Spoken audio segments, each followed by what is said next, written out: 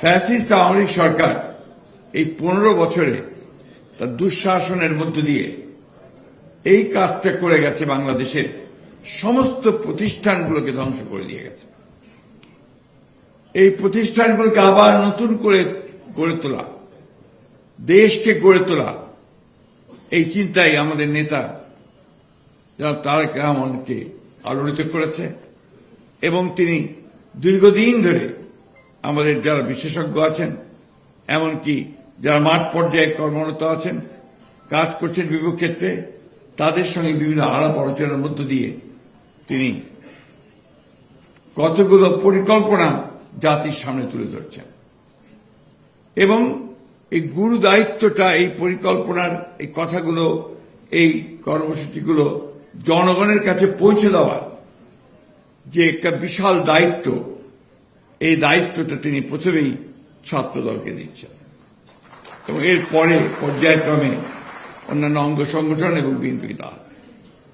এই বিষয়টা কিন্তু বিএনপি রাজনীতিতে নতুন, কারণ আমরা যেটা জানি যে নির্বাচনের পূর্বে একটা ম্যানিফেস্টো তৈরি করা হয়, সেই ম্যানিফেস্টোতে আমরা কি কি কাজ করব ভবিষ্যতে দেশের জন্য আগামী 5 বছরে, সেই ম্যানিফেস্টো তুলে ধরা হয়। এখানে তার পূর্বেই যারা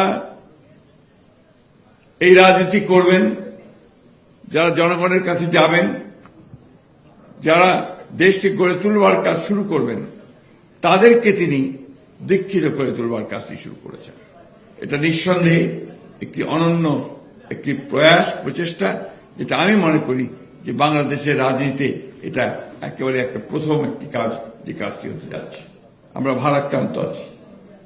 ভারাক্রান্ত এই জন্য যে আমাদের নেত্রী, বাংলাদেশের অভিভাবক, এখন যাকে এখন বলা হয় এক কথায় the guardian of democracy of Bangladesh, আমাদের সেই মহান নেত্রী, যিনি কখনোই অন্যায়ের কাছে মাথা নত করেননি, দেশের স্বাধীনতা সার্বভৌমত্বের প্রশ্নে, গণতন্ত্রের প্রশ্নে কোন আপোষ করেননি, সেই নেত্রী আজকে গুরুতর অসুস্থ অবস্থায় হাসপাতালে চিকিৎসাধীন আছেন।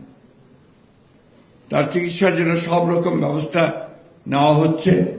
আমাদের ভারপ্রাপ্ত চেয়ারম্যান মহোদয় নিজে তিনি মনিটর করছেন।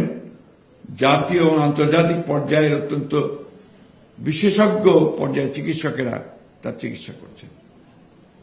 সারা দেশের মানুষ তার জন্য দোয়া করছে, দল মত নির্বিশেষে। আমরা বিশ্বাস করি আল্লাহর উপরে, আমাদের সেই বিশ্বাস যে আল্লাহ এত মানুষের যে দোয়া প্রার্থনা, তাকে সুস্থ করে দেওয়ার জন্য আল্লাহ নিশ্চয়ই তা কবুল করবেন। আজকে যে সংস্কার নিয়ে এত কথা হচ্ছে, বলা হচ্ছে, সেই সংস্কারও কিন্তু শুরু করেছিলেন শহীদ প্রেসিডেন্ট জিয়াউর রহমান, তাই একদলীয় শাসন ব্যবস্থা থেকে বহুদলীয় গণতন্ত্রের দিকে। এবং বিএনপিকে তিনি তৈরি করতে শুরু করেছিলেন, কাজ শুরু করেছিলেন যে একটা আধুনিক একটা রাজনৈতিক দল, যে রাজনৈতিক দলটি বাংলাদেশকে গড়ে তোলার ব্যাপারে সবচেয়ে বড় ভূমিকা পালন করবে। এবং দেখুন, তার বাংলাদেশি জাতীয়তাবাদের যে দর্শন, সেই দর্শন কিন্তু বাংলাদেশের মূল যে ভিত্তি, সেই ভিত্তি রচনা করেছিল। অর্থাৎ সবাইকে নিয়ে বাংলাদেশ, শুধুমাত্র বাঙালি নয়, সবাইকে নিয়ে।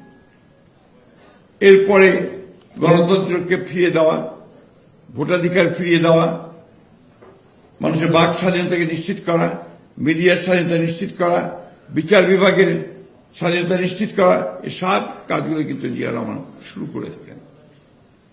আজকে যে অর্থনৈতিক সংস্কার তিনি করেছিলেন, তারই উপর ভিত্তি করে কিন্তু এখনো বাংলাদেশ টিকে আছে। তিনি প্রথম বাংলাদেশে এই যে আমরা পোশাক শিল্পের যে ভিত্তি, সেই শিল্পের ভিত্তি কিন্তু প্রেসিডেন্ট শহীদ জিয়া রহমান করেছিলেন।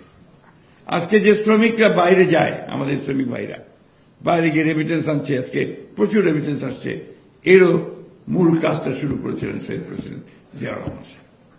এই কথাগুলো আমাদেরকে আরো জোরে বেশি করে বলতে হবে যে সামনের যে নির্বাচন, সেই নির্বাচনে এই সত্যটাকে প্রতিষ্ঠা করা যে বিএনপি হচ্ছে একমাত্র রাজনৈতিক দল, যে রাজনৈতিক দল জাতিকে, দেশকে একটা সমৃদ্ধ জাতিতে পরিণত করতে পারে।